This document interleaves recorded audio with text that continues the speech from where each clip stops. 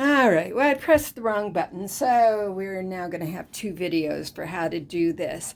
So that might help you when you're actually doing this, because then you can look at the one that is helpful for you. So this is my, one of the things I didn't talk about is, if you'll notice here, I have a pin with a number on it. So once I got all of those blocks in place, I actually took my numbered pins and marked each one of them so I could keep track of where they go. Now, if you don't have numbered pins, I think pretty sure Marcy carries them, but if not, you can find them on Amazon, and those guys are great. I really like them. The ones I got are these that are numbered pins, and on this side is 1 through 10, but then when you flip it over, it's 11 through 20. So that way, if you have quite a few to mark, it works out really well.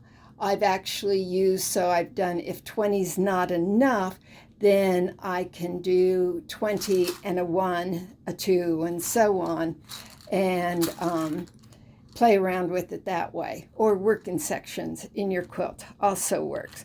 But this is very helpful for keeping track of where your blocks need to go.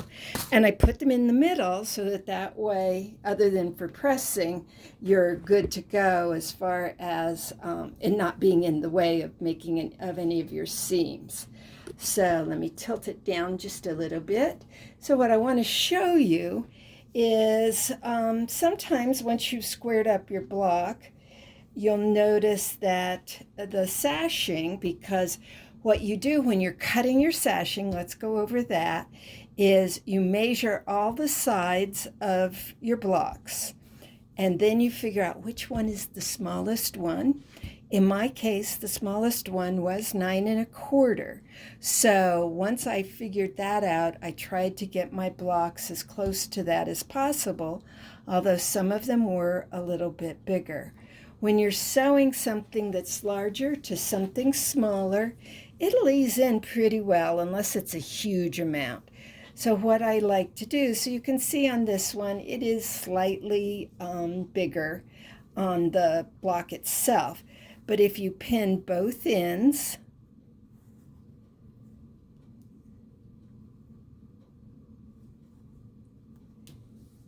and then lay it out flat, you'll notice that that all disappears and eases right in. Because a lot of times they are slightly on the bias or whatever, and normally there really isn't a problem for getting them to fit. Now, if possible, you want to sew it on the side that's the shortest side, because your bottom bobbin thread is the one that will gather it in a little bit better, and that's standard for anything you're sewing.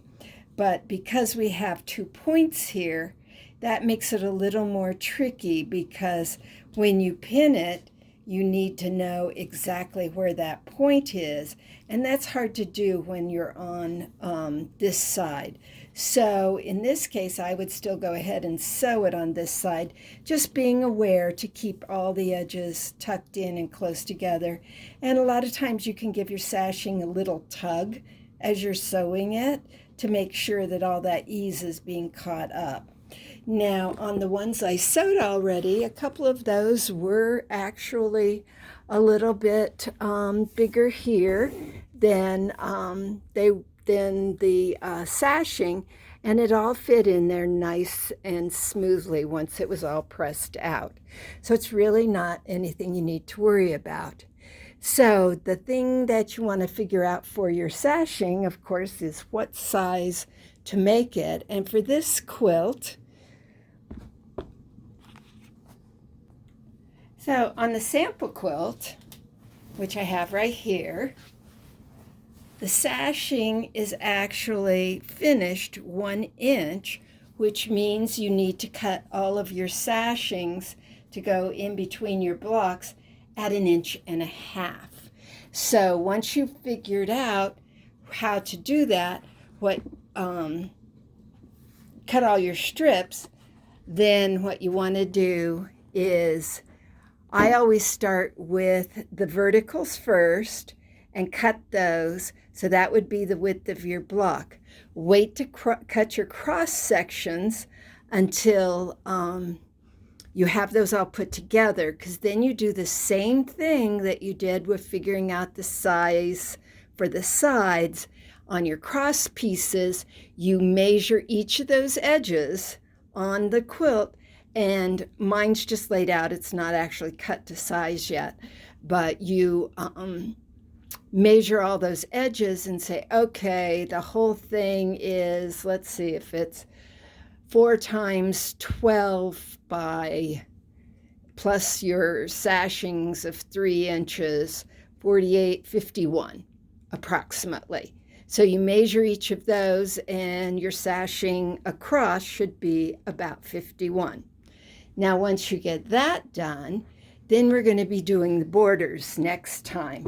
And the borders include another row of the same white sashing of 1 inch wide finished around the edge. And then you have a 3-inch border that's cut 3.5, and a 6-inch border that's cut 6.5. So next time we will be talking about that, but you can go ahead and cut those if you want to be ready to do the borders for next time. As usual, if you have any questions, give me a call. If you need to come by and see me, I'm home. I'm meeting with people in my garage. It's a little chilly, but it works out. I have 2 space heaters, so it's not too bad. And tables set up and everything, and chairs and all that, to be able to sew out in the garage with people. So just let me know if you have any questions or you want to come by, and that's it on Sashings.